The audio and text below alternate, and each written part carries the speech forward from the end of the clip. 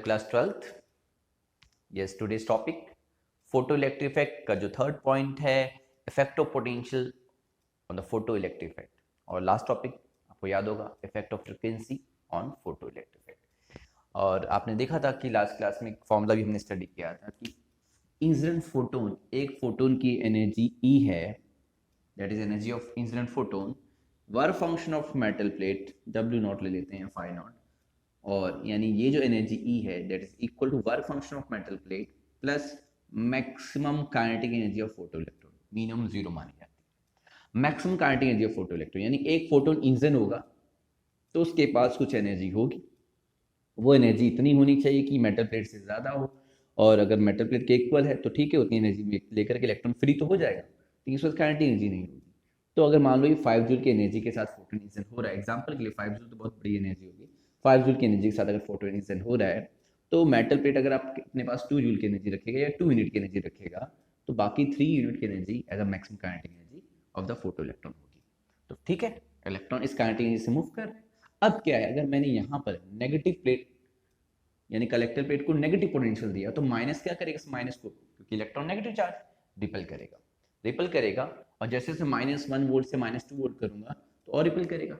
अभी इसके पास एनर्जी है तो वो उसको रिपल कर रहा है, फिर भी मूव कर रहा है, लेकिन जब इसकी kinetic energy is equal to work done due to this potential, तो वर्क डन का फॉर्मूला क्या होता है, QV, जो मैक्सिमम काइनेटिक एनर्जी है is equal to QV। QV है इलेक्ट्रॉन, और V वो पोटेंशियल जिसके वजह से इस इलेक्ट्रॉन को रोकना है, तो इज इक्वल टू क्या हो जाएगा, K max is equal to Q V के अकॉर्डिंग, क्यू की जगह ई और वी नॉट, क्योंकि वी नॉट इसलिए कह रहा हूं क्योंकि ये है stopping potential, this is called stopping potential, क्योंकि ये minimum negative potential given to the collector plate for which the maximum kinetic energy of electron become zero, क्योंकि work done equal to change in kinetic energy होता है।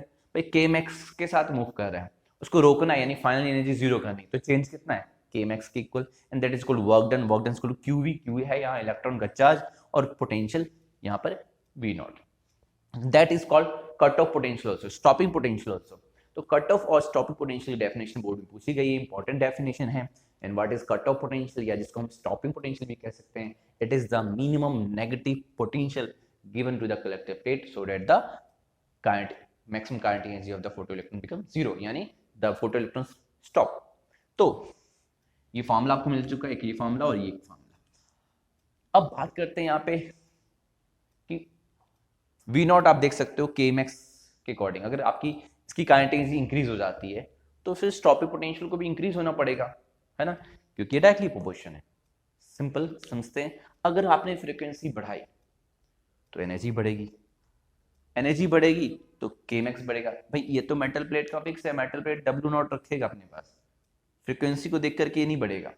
Energy, frequency of photon बढ़ने से energy बढ़ेगी photon की, ये तो वही रहेगा, यानी बाकी एनर्जी बढ़ी तो कहाँ जाएगी, के मैक्स, यानी के मैक्स इंक्रीज होगा। तो फ्रीक्वेंसी के बढ़ने से मैक्सिमम काइनेटिक इंक्रीज होती है, जैसे कि लास्ट वीडियो में मैंने बताया था आपको।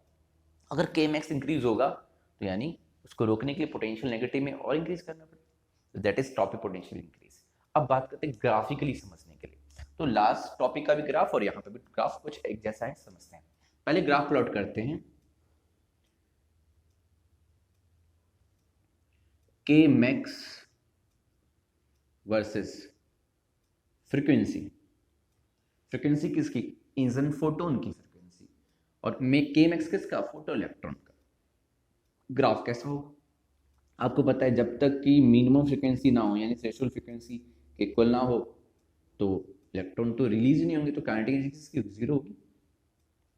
बट उसके अगर आगे फ्रीक्वेंसी इंक्रीज करेंगे यानी मोर देन थ्रेशोल्ड फ्रीक्वेंसी तो मैक्सिमम काइनेटिक एनर्जी इंक्रीज होती है। अब आप सोचेंगे ये ग्राफ कैसे आया, या इसको ऐसे करके ले जाएं तो यहाँ पर वाई एक्सिस है, एक्स एक्सिस है, तो ये नेगेटिव में इंटरसेप्ट होगा। ये सब मैथमेटिकल होता है, कैसे, इस फॉर्मूले से देखो आप, ग्राफ के मैक्स वर्सेस फ्रीक्वेंसी बनाना। अब इस फॉर्मूले को देखो जरा, लिखते हैं जिस के मैक्स वर्सेस फ्रीक्वेंसी, तो के मैक्स इज इक्वल टू क्या लिख सकते हैं, हम देख सकते हैं यहाँ से e minus work function, e energy K max is equal to h nu minus h nu not, आप देख सकते हैं यहाँ पे। तो यहाँ पे ये वाई एक्सिस है, दिस इज एक्स एक्सिस लिया गया है, तो y equal to M X plus C, this equation of straight line. देखो ये स्ट्रेट लाइन है, बायो बच्चों को थोड़ी दिक्कत होगी, आपको ध्यान रखना है के एम एक्स को वाई माना है ना, वाई एक्सिस के along, nu frequency X axis के लॉन्ग, पावर 1 है तो स्ट्रेट लाइन की इक्वेशन है एम स्लोप, दिस इज अगर theta then M is equal to what, tan theta. और यहाँ पे आप कंपेयर करो तो m is equal to tan theta is equal to क्या, when we compare this we get h, so from here we can find या determine the value of Planck constant with the help of kmx versus frequency graph. And what is c intercept, ये this is minus h nu naught, ठीक है। अगर आपका mu zero तो वहां पे जो kmx वैल्यू नेगेटिव में होगी यानी intercept, this is h minus h nu naught। तो ये ग्राफ है।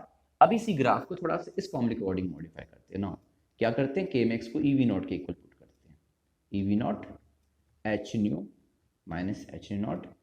बट अगर हम इस ग्राफ को kmx को रिमूव कर दूं और यहाँ पे kmx के स्टॉपिंग पोटेंशियल ले लूं, तो फिर स्टॉपिंग पोटेंशियल को y एक्सिस लेना पड़ेगा, तो इस e को नीचे भेजना पड़ेगा, तो v not is equal to h by e, electron का charge e, h by e nu not. Now compare this with this equation of straight line, this is y, this is x and this is m। तो now here अगर v not versus new है तो this slope is m h by e, क्योंकि यहाँ मैंने kmax नहीं लिया, यहाँ पे v नॉट कर दिया। और क्या हो गया इंटरसेप्ट माइनस में। तो इस तरह ये ग्राफ प्लॉट करना, ये दोनों ही ग्राफ इंपॉर्टेंट, जिसमें ये कुछ ज्यादा इंपॉर्टेंट है। अगर आप देखें लास्ट 10 ईयर की बोर्ड के पेपर, तो इस ग्राफ के बेसिस पे प्लैंक कांस्टेंट फाइंड करने को आया था। देखो तो फ्रॉम हेयर इस फॉर्मूले से ये फॉर्मूला आया, फिर इक्वेशन स्ट्रेट लाइन से कंपेयर किया, we get the slope m is equal to what, m is equal to h by e, यानी tan theta is equal to h by e। We get here h is equal to e tan theta. तो इस तरह हम Planck constant determine कर सकते हैं bye plotting graph between the stopping potential versus frequency. Okay, तो ये है कंसेप्ट इफेक्ट ऑफ पोटेंशियल का। कंसेप्ट समझने चीजें बहुत डिटेल में हो सकती हैं, और भी ग्राफ प्लॉट कर सकते हैं, और भी ग्राफ प्लॉट करेंगे।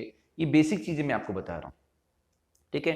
इतना पॉसिबल नहीं होता कि बहुत चीजें मैं छोटी सी वीडियो में बता सकूं, बट उतना बता रहा हूँ जिससे आपके जो बेसिक कंसेप्ट है और बोर्ड के मैक्सिमम क्वेश्चंस आप अटेम्प्ट कर सकते हैं इजीली, ठीक है। तो ये जो वीडियो है इसको आपको रिवाइज करके नोट्स के अकॉर्डिंग प्रिपेयर करना है, और इसके आगे जो नेक्स्ट टॉपिक होगा वो होगा आपका laws of photoelectric emission. तो laws of photoelectric emission में कुछ नया नहीं है, आपको ये जो पूरी चीज स्टडी की एक बार इसको रिवाइज कर लेना, तो आपको जो law of photoelectric emission है वो बहुत ईजी लगेगा समझने में। और उसके बाद जो लास्ट टॉपिक होगा de Broglie wave according to revise syllabus. तो 2 more वीडियो देन ये चैप्टर हमारा कंप्लीट हो जाएगा। Okay, thank you.